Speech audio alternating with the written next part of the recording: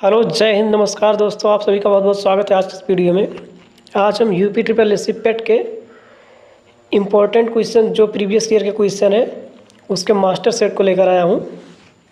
तो इसको आप लोग बहुत ध्यान से देखिएगा। इसमें सारे के सारे जो प्रश्न हैं बहुत ही महत्वपूर्ण होंगे। पिछले वर्ष का जो आया था 16/10/2022 का ये पेपर है, तो इसको आप लोग बहुत ध्यान, प्रश्न जो है एग्जाम में आने की संभावना रहती है इसमें से, प्रीवियस ईयर से, तो इसको आप लोग ध्यान से देखिएगा। तो चलिए स्टार्ट करते हैं फर्स्ट क्वेश्चन को। इसमें पहला क्वेश्चन दिया है, हड़प्पा सभ्यता के दौरान डांसिंग गर्ल नर्तकी की कांस्य प्रतिमा बनाने के लिए तकनीकी का इस्तेमाल किया गया था। इसमें कह रहा है कि जो हड़प्पा सभ्यता के दौरान डांसिंग गर्ल की जो मूर्ति बनाने के लिए किसका प्रयोग किया गया था, तो इसमें मोम लोपी ढलाई कास्टिंग का प्रयोग किया गया था। इसका आंसर हो जाएगा मोम लोपी ढलाई कास्टिंग। अगला क्वेश्चन है, गौतम बुद्ध को ज्ञान किस नदी के तट पर प्राप्त हुआ था। तो गौतम बुद्ध को जो ज्ञान जो है निरंजना नदी के तट पर प्राप्त हुआ था गौतम बुद्ध को। ये सारे के सारे प्रश्न पिछले साल के जो पेपर है वो 2022 का उसका है। आप लोग इसको ध्यान से जो है तैयार कर लीजिएगा। हर्षवर्धन के शासनकाल के दौरान निम्नलिखित में से कौन सी नई राजधानी थी जो थानेसर से स्थानांतरित हुई थी। तो कन्नौज जो था ये हर्षवर्धन के शासनकाल के दौरान नई राजधानी थानेसर से स्थानांतरित करके कन्नौज बनाई गई थी।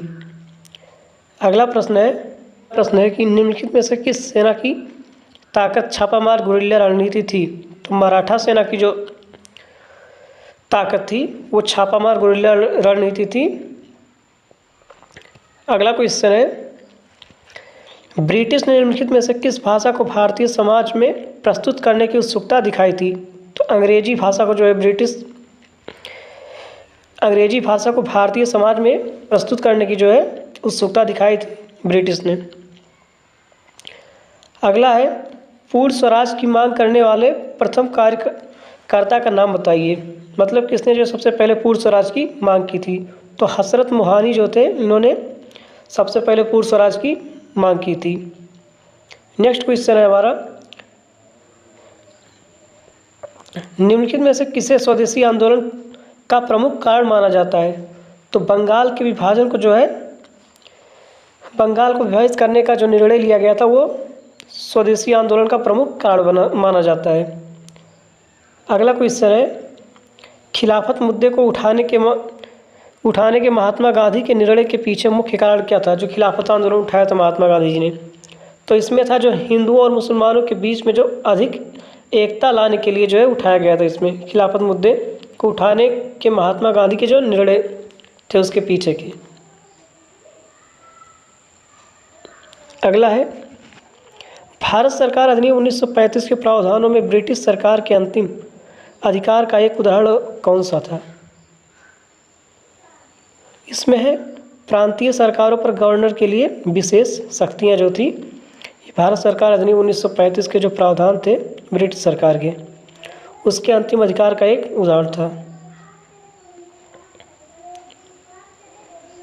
अगला है, फॉरवर्ड ब्लॉक की स्थापना किसके द्वारा की गई थी। तो फॉरवर्ड ब्लॉक की स्थापना जो है सुभाष चंद्र बोस जी ने किया था। अगला है क्वेश्चन नंबर 11, लक्षद्वीप की राजधानी कौन सी है। तो लक्षद्वीप की राजधानी जो है कवराती है, लक्षद्वीप की राजधानी जो है। नेक्स्ट क्वेश्चन है कि भारत में निम्नलिखित में से किस स्थान पर दिन और रात तापमान में व्यापक अंतर पाया जाता है, कहाँ पे। तो ये जो थार मरुस्थल है यहाँ पे जो है भारत में दिन और रात के जो तापमान होते हैं उसमें अंतर पाया जाता है। नेक्स्ट क्वेश्चन है क्वेश्चन नंबर 13, विश्व को कितने प्रमुख काल क्षेत्रों टाइम जोन में विभाजित किया गया है। तो 24 जो है टाइम जोन में विभाजित किया गया है जो। अगला है, निम्नलिखित में से कौन जनसंख्या परिवर्तन का घटक नहीं है। तो रुग्णता जो है ये जनसंख्या परिवर्तन का घटक नहीं है। अगला क्वेश्चन हो जाएगा, इसको आप लोग जो है ध्यान से पूरा वीडियो देख के लर्न कर लीजिएगा, ये बहुत ही महत्वपूर्ण रहेगा, प्रीवियस ईयर का है। उस जंगल का नाम बताइए जिसे पृथ्वी ग्रह के फेफड़े के रूप में जाना जाता है। तो अमेजन का जो वर्षा वन है उसको पृथ्वी ग्रह के फेफड़े के रूप में जाना जाता है। अगला प्रश्न है हमारा, स्थिरता के साथ विकास के उद्देश्यों निम्नलिखित में से कौन सी पंचवर्षीय योजना शुरू की गई थी? तो उसमें जो चौथी पंचवर्षीय योजना थी उसमें जो है स्थिरता के विकास के उद्देश्य से शुरू की गई थी इसमें।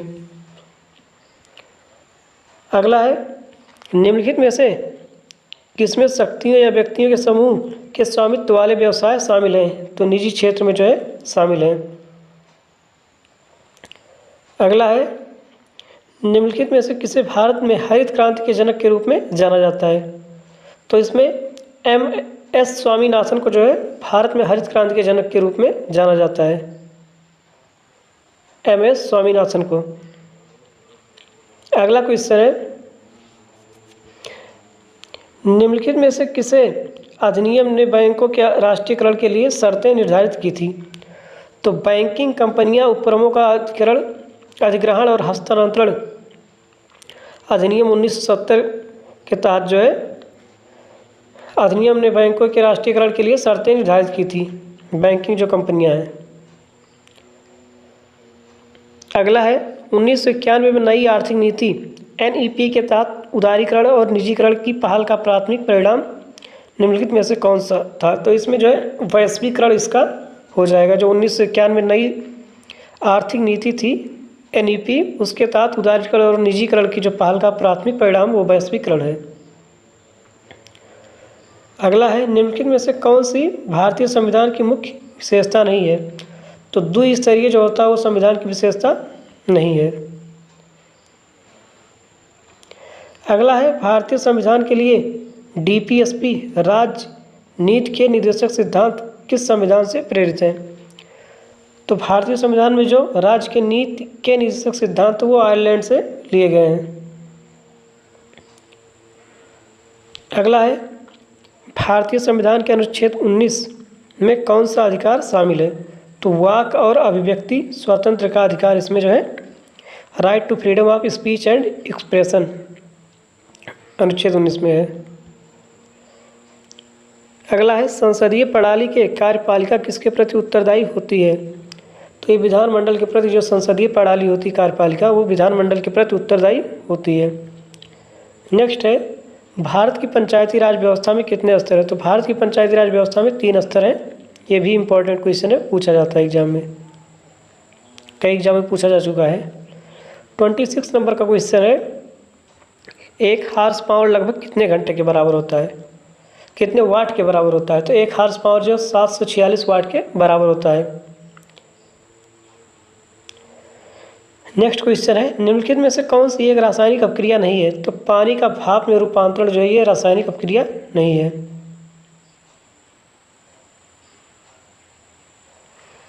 अगला है, पायरिया निम्न से किसका रोग है? पायरिया जो है ये मसूड़ों का रोग होता है। अगला है, फ्लोएम एक ऊतक है जो निम्नलिखित में से किस में पाया जाता है? फ्लोएम ये पौधों में पाया जाता है जो फ्लोएम होता है, तो इसको आप लोग याद रखिएगा। अगला दिया क्वेश्चन नंबर 30, निम्नलिखित में से कौन सा एसिड कार बैटरी में प्रयोग किया जाता है? सल्फ्यूरिक एसिड जो है ये बैटरी कार में प्रयोग किया जाता है। हमारा निम्नलिखित में से कौन सा भिन्न सबसे बड़ा है इसमें? तो 13/16, 7/8, 21/40, 63/80। तो इसमें सबसे बड़ी जो भिन्न है ये जो है 7/8 है। इसको आप लोग जो है भाग दे के चेक कर सकते हैं इसमें जो है कि कौन सी भिन्न बड़ी है। इसमें भाग देंगे तो जिसका ज़्यादा आएगा वही हो जाएगा। अब अगला क्वेश्चन दिया इसमें 6.73 का होल क्यूब माइनस 4.38 का होल क्यूब। अब इसमें a cube minus b cube का फार्मूला बन रहा है और नीचे जो है पहले को मान लेंगे, इसको a मान लेंगे, इसको b मान लेंगे। अब इसके जगह आप a b रख देंगे। अब नीचे a स्क्वायर और प्लस ab और प्लस b स्क्वायर ये फार्मूला बन रहा है।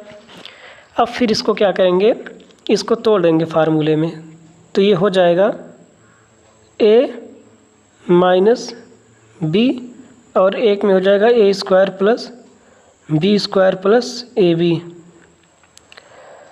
तो अब नीचे वाला ये और ये ऊपर इसका फार्मूला बनाएंगे तो ये कट जाएगा, ये बचेगा a माइनस b। अब a माइनस बी बचेगा तो a का मान कितना है 6.73 और b का मान कितना है 4.38 तो इसको घटा देंगे। अब 13 में से 8 गया तो 5 मिल जाएगा, 6 में से 3 गया तो 3 मिल गया और 6 में से 4 गया 2, तो इतना हमारा आंसर हो जाएगा। तो इसको तो भाग दे देंगे, जो है निकाल लेंगे, जिसका अधिक आएगा वो हो जाएगा इसमें, और इसको फार्मूले में रख देंगे, एक को मान लेंगे A, एक को B। इस तरह का क्वेश्चन बहुत बार आया, हर बार आया लगभग एग्जाम में, इसमें पेट में, तो इसको आप लोग अच्छे से याद कर लीजिएगा। अगला है हमारा 19 का कितना प्रतिशत 7.6 है। 19 का कितना प्रतिशत, तो 19 का जो है मान ले रहे हैं हम x प्रतिशत है, तो गुणे x बटे 100 हो जाएगा। अब ये बराबर हो जाएगा 7.6। अब इसमें क्या करेंगे कि x को ये इधर लाने दीजिए, इसको पक्षांतर कर लीजिए, तो ये हो जाएगा 7.6 गुणे 100 और बटे 19 हो जाएगा। अब 19 से इसको चाहे तो काट देंगे, 19 चौक 76 हो जाएगा 0.4। अब 100 का इसमें गुणा कर देंगे तो ये हो जाएगा 40 आ जाएगा, 40%। तो इसका आंसर हो जाएगा ये 40% दिया है इसमें, ये इसका राइट आंसर हो जाएगा। सबसे पहले 19 का पूछा कितना, तो 19 गुणे x प्रतिशत मान ले रहे हैं इसका है, तो x बटे 100 और बराबर हो जाएगा 7.6। अब x जो है इधर रहेगा, फिर पक्षांतर कर लेंगे, 100 इधर आएगा, गुणा करेगा 7.6 में और 19 भाग देगा, तो 19 से इसको काट देंगे 7.6 को, 19 चौक 76 हो जाएगा 0.4। अब 100 का इसमें गुणा करेंगे तो 0.4 है यहाँ पे, तो 1 0 हट जाएगा, यहाँ पे दशमलव हट जाएगा तो 40 आ जाएगा। या वैसे भी करेंगे तो यहाँ 400 हो जाएगा, एक पॉइंट लगाएंगे तो 40 आएगा।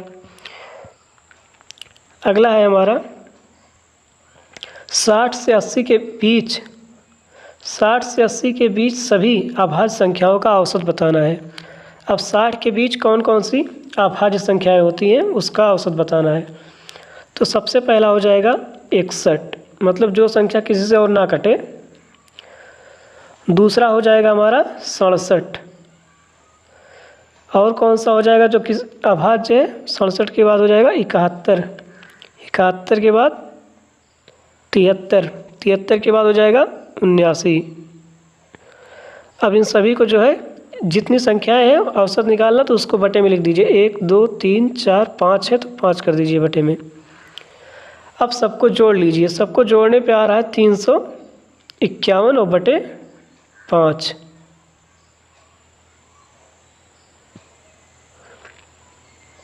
तीन सौ 51 बटे 5। अब इसमें दे दीजिए भाग, तो 5 7 35, 0.2 हो जाएगा, तो 70.2 इसका आंसर हो जाएगा। ये जो है दिया है 60 से 80 के बीच का रहा है अभाज्य संख्या, मतलब जो किसी और से नहीं कटती, या तो एक से कटेगी या स्वयं से, तो 61 हो जाएगा, 67, 71, 73, 79।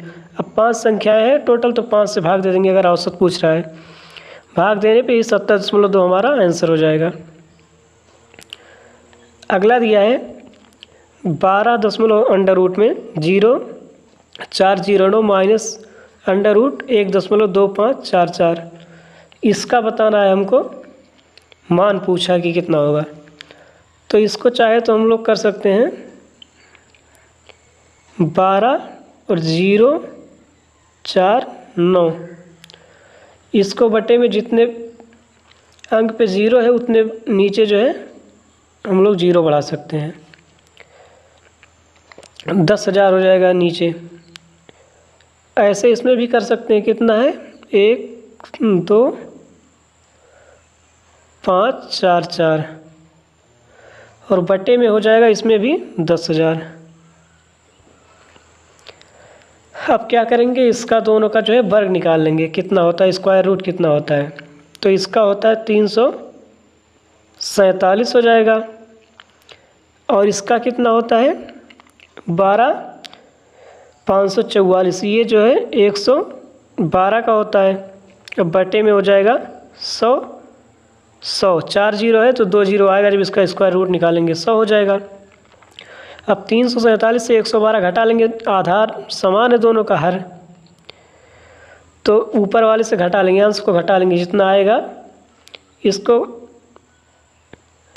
हर को एक बार लिख देंगे जब सेम रहेगा। अब ऊपर घटा लेंगे, 7 में से 2 गया 5, 4 में से 1 गया 3, 3 में से 1 गया 2, 235 आ रहा है, तो 2 जीरो नीचे, तो 2 अंक पे जो है दशमलव रहेगा, 2.35 इसका आंसर हो जाएगा। अगला है हिंदी का दिया है, सद्भावना का संधि विच्छेद क्या होगा? तो सत धन भावना जो है ये होगा इसका संधि विच्छेद। अगला है श्वेत और श्वेत का अर्थ क्या है? तो श्वेत में से होता है सफ़ेद और श्वेत मतलब होता है पसीना। अगला है खाक में मिलना मुहावरे का अर्थ है सब कुछ नष्ट हो जाना, खाक में मिलना का मुहावरे का अर्थ होता है। अगला दिया है अनिल का पर्यायवाची, अनिल में से होता है वायु या पवन, तो पवन इसका हो जाएगा। अगला दिया है गुप्त का विलोम शब्द है, तो गुप्त का विलोम जो है वो प्रकट है होता है। हमारा आ गया इंग्लिश का पैसेज जो होता है, जो पिछले बार आया था इसमें, for the past week Elizabeth would come home from work, तो इसका हम देखते हैं कि क्वेश्चन आंसर इसमें क्या दिया है। दिया है कि Elizabeth was suffering from, Elizabeth जो है किसके जो है सफ़र कर रही है इसमें, तो ये जो है अस्थमा हो जाएगा, इससे जो है सफ़र कर रही। अगला है Elizabeth new never live, Elizabeth new never lived, तो ये डाउन स्टेयर्स हो जाएगा इसमें। अगला क्वेश्चन दिया है चूज दी करेक्ट सिनोनिम, इसमें दिया है एग्जाइल का सिनोनिम बताना है पर्यायवाची, तो इसका हो जाएगा बैनिशमेंट होता है, जो एग्जाइल का जो है पर्यायवाची इसमें होता है। फिर अगला है चूज दी करेक्ट एंटोनिम मोर्न, इसमें विलोम इसका बताना है, तो मोर्न का हो जाएगा जॉय, मोर्न का जो हो जाएगा जॉय हो जाएगा। अगला दिया है give one word substitution for the following, तो इसमें जो है एक शब्द बताना है इसका, one who sells articles at public हो जाएगा एक्सोनीर, ये जो है इसका आंसर हो जाएगा।